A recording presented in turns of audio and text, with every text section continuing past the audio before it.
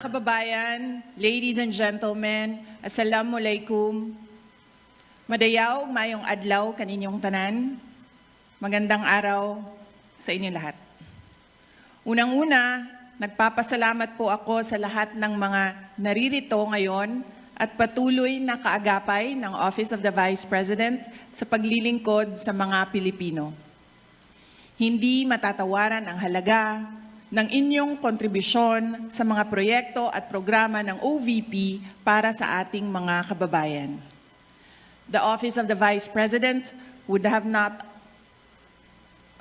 have accomplished even half of what we have achieved without your trust in the integrity of the OVP, your dedication to public service, and your commitment to uplifting the lives of the Filipino people. We have a long list of organizations to thank, from the government and private sectors, from the business community, people's organizations, local government units, and private individuals. Last year, Pasidungog was a celebration of partnership we forged through the values we all uphold as government institutions with a common pursuit of a better life for Filipinos. We continue to celebrate our partnerships today as we take a closer look at the changes that happen to the individuals, families, groups, or communities that we have reached. The impact of our collaborations on the lives of those who needed medical care, burial assistance, immediate relief assistance, food aid, free public transport, and school supplies has been incredibly significant. And our delivery of public services have profoundly made a difference in the lives of our people. When we brought government programs to the communities through our satellite offices and extension offices, we essentially brought the government right to the doorsteps of Filipino homes.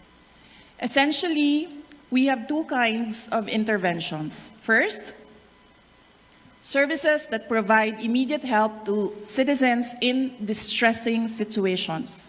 And second, services that provide long-term solutions to social issues confronting our citizens. The first intervention supports people experiencing hunger, financial insecurity, medical crisis, and calamities.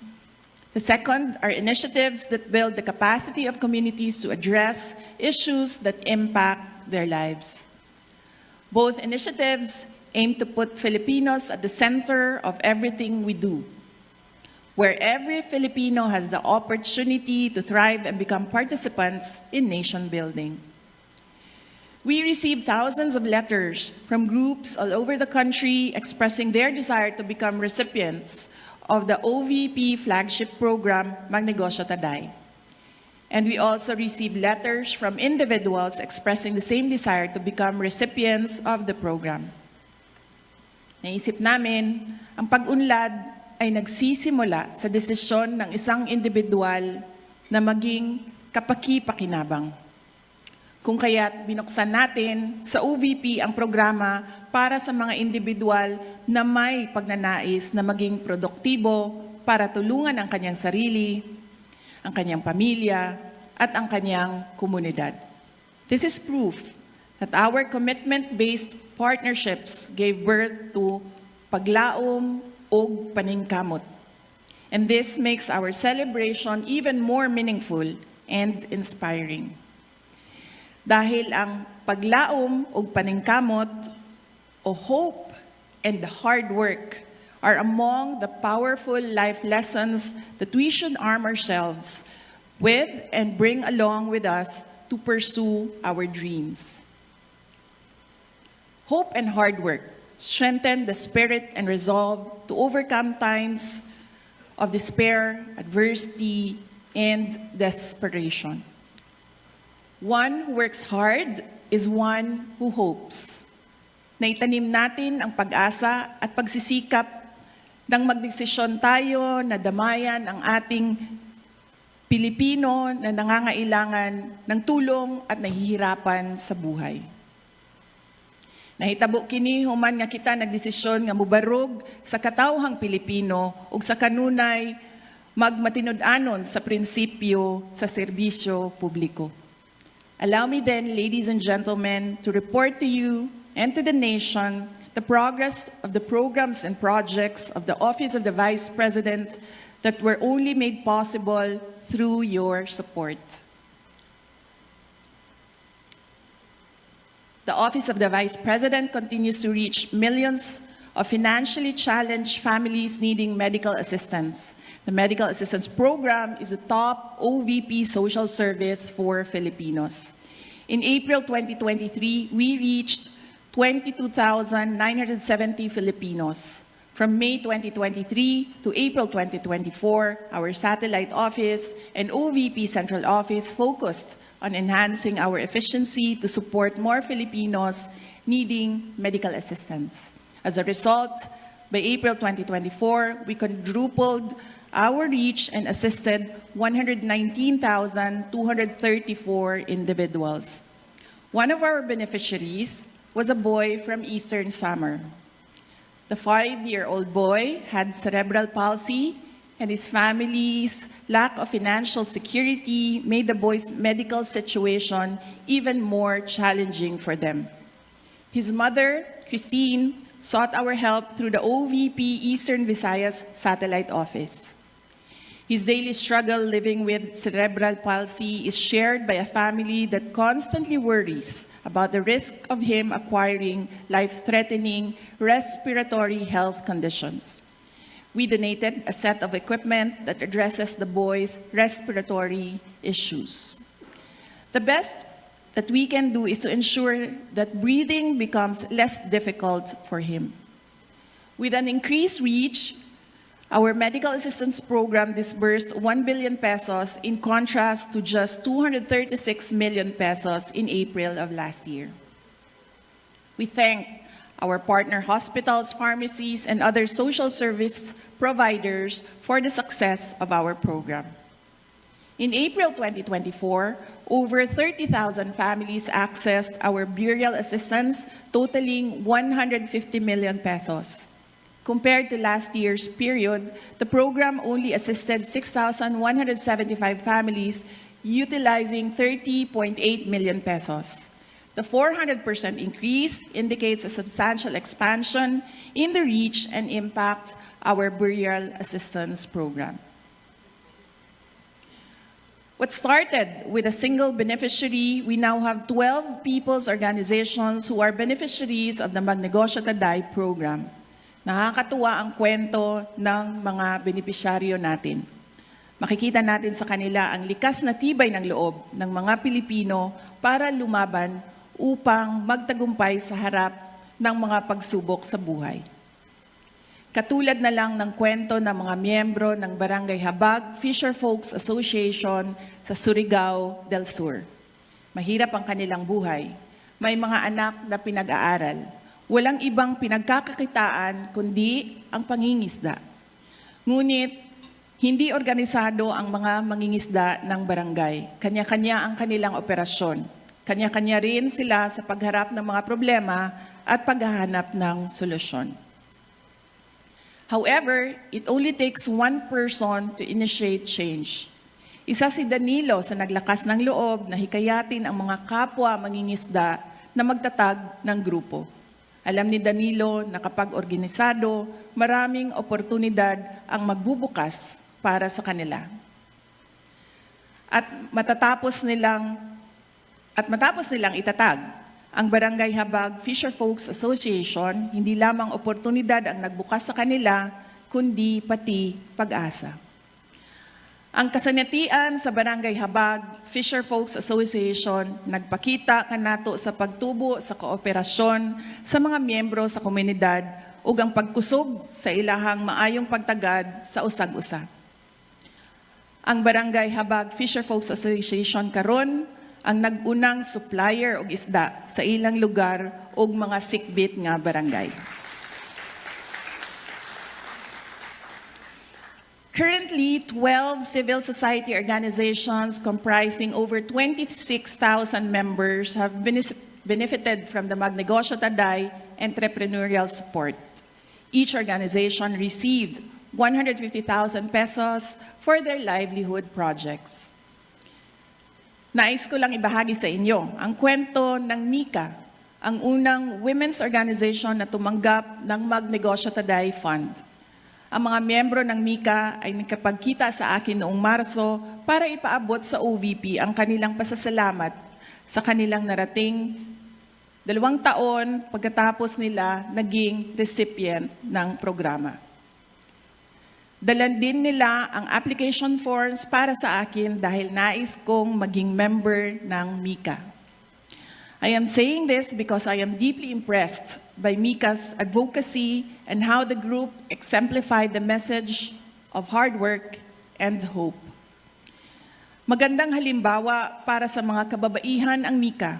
Ang epekto ng pag-asenso ng Mika ay hindi lamang nakasentro sa kanilang organisasyon, umaabot din ito sa buong komunidad sa pamamagitan ng kanilang partisipasyon sa mga aktibidad na naghihikayat ng aktibong partisipasyon ng mga kababaihan sa pagpaunlad ng kalidad ng buhay.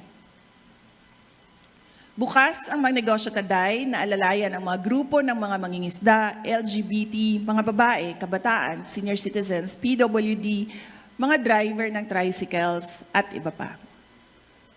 Ngunit katulad ng nasabi ko, binuksan natin ang programang ito sa mga individual na handang bumangon, tulungan ang kanilang sarili at maging produktibong Pilipino. Mula May 2023 hanggang April 2024, ang Magnegosyo Taday ay nakapagbigay ng puhunan na aabot sa 15,000 para sa 17 na mga Pilipino para simulan ang kanilang sariling livelihood projects. Kabilang sa mga individual project proposals na tanggap ng OVP ay ang sari-sari stores, salon at livestock growing. Pinapangarap natin na mas marami pang mga grupo o individual mula sa mga komunidad ang maabot natin sa pamamagitan ng Magnegosyo Taday.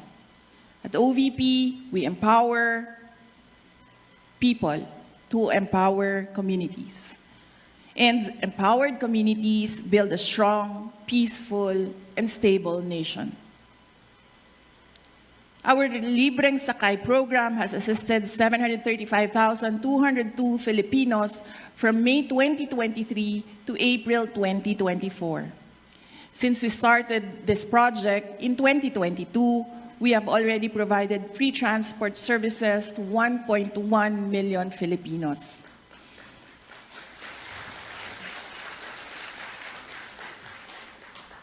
Noong Marso, ipinakilala natin si Drew na isang residente ng Quezon Province bilang pang-1 milyong pasahero ng ating libreng sakay bus. Habang nasa Manila, naging pasahero siya ng libreng sakay mula sa Ortigas Station patungo sa Cubao Q-Mart. Nalaman natin na iyon ang unang pagkakataon na sumakay si Drew sa libreng sakay bus ng OVP. Our free transport service program has helped commuting students, the general public, and people like Drew and Emeline who works at a BPO company in Cebu. Kada adlaw gaatang si Emeline sa bus nga atong gi-assign diri sa Cebu. Tungod kay matod niya, duna siya'y matigom gikan sa budget nga alang unta sa pamasahe.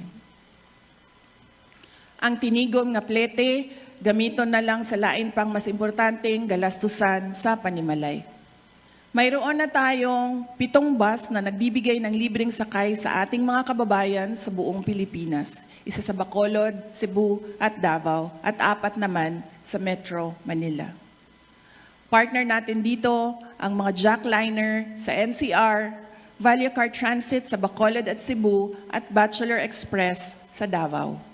Daghang salamat sa inyong suporta ug tabang dili lamang sa OVP kundi sa atong mga nanginahanglan na katawhang Pilipino.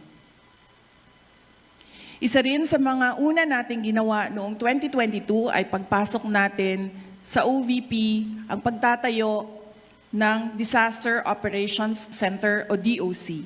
Ang DOC ay Siyang nangunguna sa mga relief operations ng ating tanggapan at ito rin ang namamahala ng ating kalusugan food trucks. From May 2023 to April 2024, the DOC conducted 92 relief operations which served 205,692 families all over the country. During these operations, 39,138 relief bags amounting to more than 37 million and 15,000 food bags amounting to more than 6 million were also provided. Isa sa mga nagawa ng OVP-DOC ang pagtulong sa mga biktima ng baha sa Lucena City noong Mayo. Ang ating team ay naghatid din ng tulong sa mga biktima ng baha sa Davao Region na umabot sa lampas 26,000 na pamilya sa pagsisimula ng 2024. Ang ating kalusugan food trucks naman ay naghatid ng pagkain sa mga relief responders na nandoon sa komunidad na apektado ng landslide sa Davao de Oro. Ako mismo ay sumaksi sa isang trauma session na ginawa para sa mga batang nakaligtas ng landslide sa probinsya. Nananawagan din tayo sa mga LGU na maging proactive sa pagresponde sa banta ng landslide, baha at iba pang kalamidad. Kabilang na dito ang paglilipat ng mga kababayan mula sa mga disaster risk areas sa mga ligtas na lugar.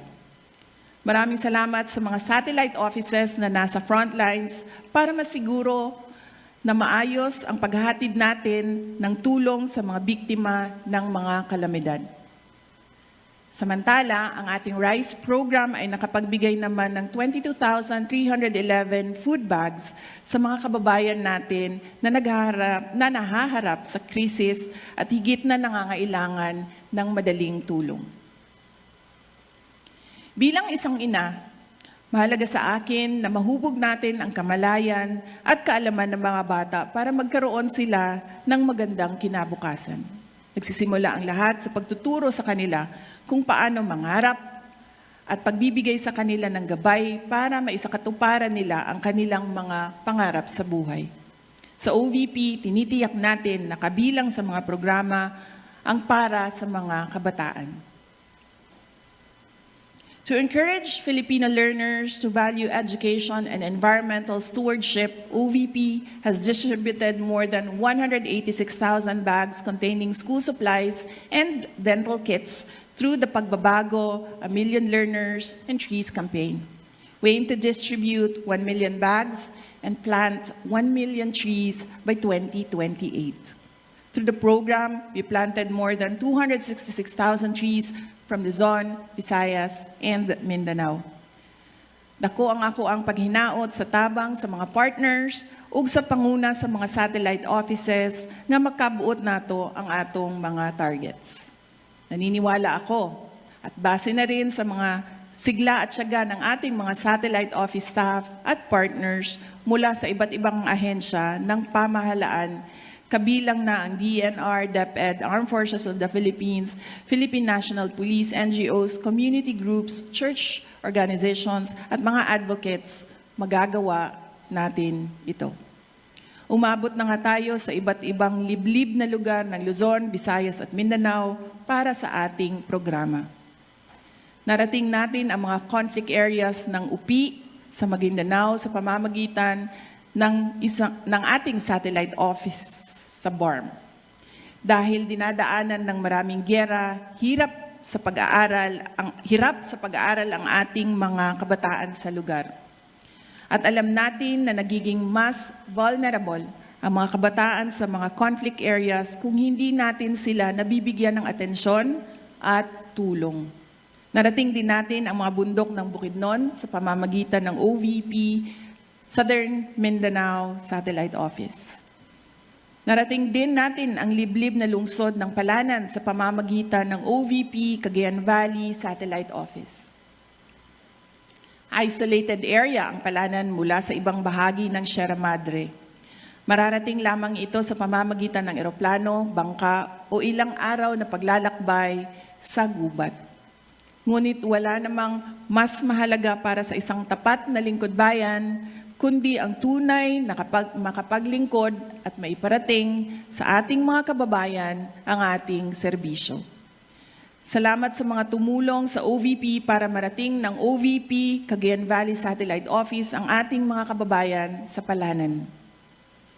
Meanwhile, the OVP Pansarap Bonds have augmented the nutritional requirements of over 14,000 malnourished and severely malnourished students by providing more than 1.1 million fortified bonds in the past year. Napatunayan ng iba't ibang mga pag-aaral na ang nutrisyon ay may malaking papel sa paghubog ng ating mga kabataan. Hindi lamang ito mahalaga sa kanilang pisikal na mga aktibidad, kundi pati na rin sa kanilang talino. Ang unang hangarin natin ay makita ang pagbabago sa timbang ng mga kabataang underweight at ito ay epektibo sa unang pagpapatupad natin ng programa sa Davao at Nuro sa UP, Maguindanao. Kaya naman, dinala natin ang programa sa Estancia Central Elementary School sa Iloilo. Maraming mga learners sa paaralang ito ang mga undernourished. Sa loob ng 120 days, inaasahan natin ang magandang resulta sa pamamagitan ng pagbibigay sa mga kabataan ng nutritional bonds na may 10 flavors na pinatibay ng mga nutrients tulad ng vitamin A, carbohydrates, protein, calcium, at iron. Kasabay ng programang ito ang masusing pagsubaybay ng mga nutritionists sa pag-unlad ng kalusugan ng mga bata. Our You Can Be VP program, or You Can Be Vice President program, also continued, and our participants joined me during my official trips abroad. The program already has 5 student participants.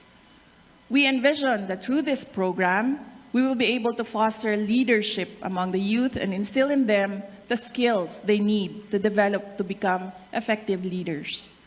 One of the program participants was Elise. She embodies someone who knows what she wants, but also knows that she must work hard to get it. One day, we received a letter from Elise in which she expressed her desire to participate in the program after learning about it from several social media posts. It was for me a demonstration of her character as a young Filipino with a dream and the determination to make this dream come true. Hindi po tayo laging nakakatanggap ng sulat na katulad ng sulat na ipinadala sa atin ni Elise. Nakita natin sa kanya ang mga ilang bagay na nais nating pamarisan ng ibang mga kabataang Pilipino. We selected Elise as a You Can Be Vice President participant as she joined me in Kuala Lumpur, Malaysia in February. After the program, we learned from Elise that she won as the Student Council President of Santa Cruz Integrated High School in Lubao, Pampanga. She embodies hard work, optimism, and determination, and her self-confidence will tremendously help her fulfill her dreams. At this point, allow me to honor the 4 other student leaders who have joined me on my official trips abroad since we started the program in 2022. Trix is a grade 9 student from Dinalupihan, Bataan. Naomi is a grade 8 student from Bacolod, Negros Occidental. Kester is a grade 4 student from Danao, Cebu. And Shara May is a grade 8 student from Northern Samar. They have stories that could inspire young Filipinos to value education, pursue their dreams, and become agents of change as leaders.